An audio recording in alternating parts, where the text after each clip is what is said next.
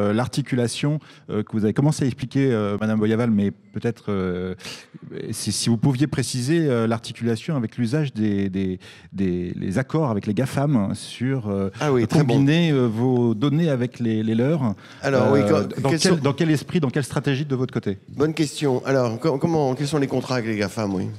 On n'a pas pléthore de contrats non plus, c'est un début de collaboration. Ça peut être dans vous et d'autres, hein, parce que vous n'êtes pas les seuls. Hein. Toute l'industrie se précipite. Je vais mieux parler de ce que je connais. D'accord. Par exemple, dans tout ce qui est génération de donc les générations des big data, ça peut être des études à visée épidémiologique pour étudier les comportements des usagers ou des patients, à visée prévention, à visée d'affiner l'utilisation de nos produits. Donc en fait, on travaille sur ce type de partenariat. Comment finalement ces données de masse vont pouvoir nous aider, prévention par exemple, je pense à la vaccination finalement, travailler sur finalement comment avoir une communication ciblée sur certains profils d'usagers.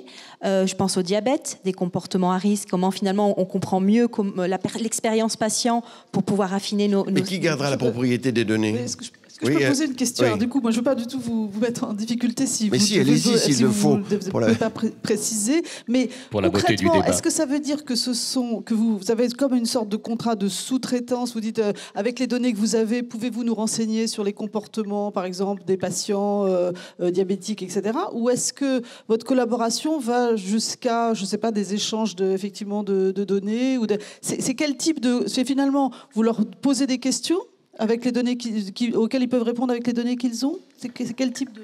Oui, on leur pose des questions sur les projets qu'on a en termes de comportement, essayer de catégoriser des comportements pour mieux comprendre... Profiler les patients, les besoins des patients et comment on peut finalement... Et vous les payez pour ça? Ils vous les donnent gratuitement? Ah bah non. Bah non, oui. Alors c'est quoi ces enjeux financiers? Dites-moi. Pardon? C'est quoi les enjeux financiers? Vous leur achetez des données? Vous leur achetez des... c'est un accord où on se met sur un projet d'étude pour générer de la donnée. Et là-dessus, vous seriez transparente là-dessus? Si je vous demandais combien a coûté l'achat de données sur l'HTA sur lequel vous travaillez, par exemple, vous me le diriez? Je n'ai pas l'information, mais je ne vois pas pourquoi on ne pourrait pas dire combien on investit dans un projet. Hein. Mais vous n'ouvrez pas vos données, comme les hôpitaux britanniques, aux GAFA? Est-ce que vous allez donner vos données? Non. Non, nous, dans les projets que l'on a dans mon industrie... Donc vous n'ouvrez pas toutes vos bases aux GAFA? D'accord. Nous, on utilise les GAFA, parce que pour moi, les GAFA et les industriels de santé, c'est complémentaire. En fait, ils n'ont pas l'expertise de nos médicaments, ils n'ont pas l'expertise de nos pathologies.